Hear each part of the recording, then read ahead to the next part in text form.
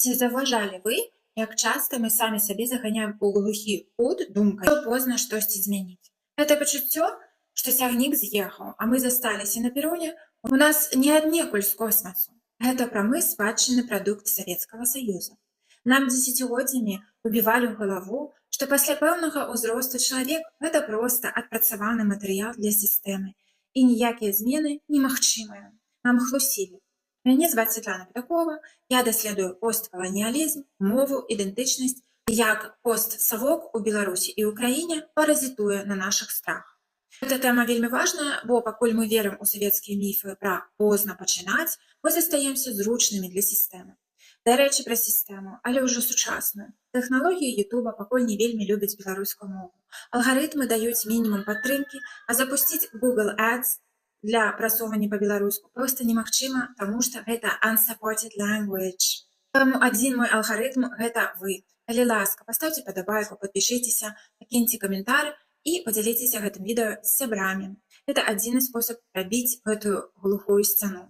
Дык вось, пра гэты савецкі міф, пра тое, што змены немагчымыя, а пасля 40-50 гадоў жыццё заканчваецца. Савок будаваўся на ідэі, што чалавек – гэта не чалавек, а гвинтик.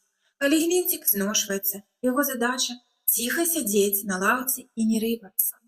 Нам унушалі, ну куды табе ўжо, сядзі ціха. Але давайце паглядзім на свет, дзе людзі не ведалі савецкіх метадычак. Вось вам рэальная гісторыя, калі чалавек рабіў свой найвялікшы прарыў тады, калі савецкі чалавек ужо рыхтаваўся да паслуг рытуальнага бюро.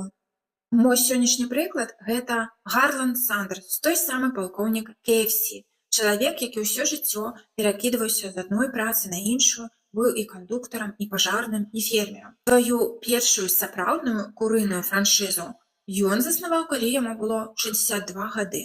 Чалавек стаў сусветным брэндам і мультимільянерам у веку, калі ў БССР адзінай марай было атрымаць талончык на паездку ў санаторый. Жыццё Гарланда Сандерса пачалося з глыбокай траўмы, якая назаўжды пакінула след у яго дзіцячым сэрцы. Калі яму было ўсяго 5 гадоў, раптоўна памёр яго бацька. Гэта страта ў адзін момант пазбавіла хлопчыка бестурботнага дзяцінства. Маці была вымушана цэлымі днямі працаваць, каб пракарміць сям'ю, а маленькі Гарланд заставаўся за старэйшага, фактычна быў бацькам. Менавіта тады ў слязах і адзіноце, гатуючы ежу для сваіх малодшых брата і сястры, ён упершыню спазнаў цяжар адказнасці і навучыўся гатаваць.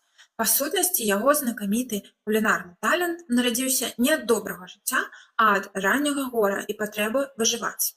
Гады ішлі, але спакой не праходзіў. Жыццё Сандерса ператварылася ў бясконцую чараду знясільваючай працы і правалаў.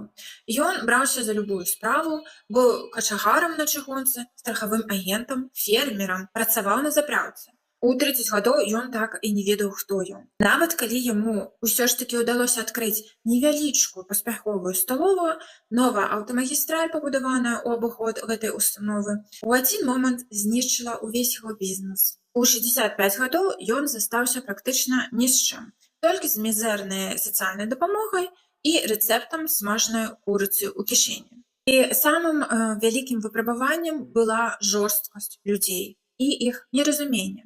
Узросту, якім людзі звычайна адпачываюць, Сандерс правёў у сваёй машыне, і дзе ён фактычна жыў і начаваў. Калі ён прыходзіў у рэстараны і прапаноўваў свой унікальны рэцэпт з 11 траў спецый, які мы зараз ведаем як рэцэпт KFC, людзі проста смяяліся ў твар. Яны бачылі перад сабой дзікаватага старога ў пацёртым касцюме і не разумелі, чаму яны павінны нават яго слухаць. Ён здаваўся чалавекам, якога жыццё ўжо спісала ў тыраж. Яму адмовілі не 100 раз, не 500, а 1009 раз. Яму сказалі «не». І кожнае з гэтых «не» магло яго зламаць. Але насуперак смеху за спіной і зачыненымі дзвярыма гэты пажылы чалавек працягваў ехаць па Амерыцы у сваёй пабітай машыне і прадстаўляць свой рэцэпт ад аднаго рэстарана да другога. Усё гэта ён рабіў, пакуль увесь свет не даведаўся пра яго рэцэпт.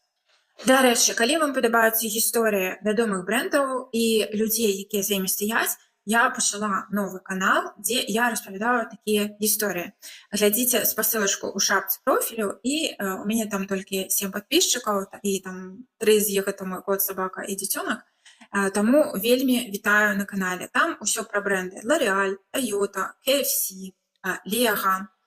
І таксама Нова пошта я зрабіла відэо пра іх гісторыю. Брэндава хата.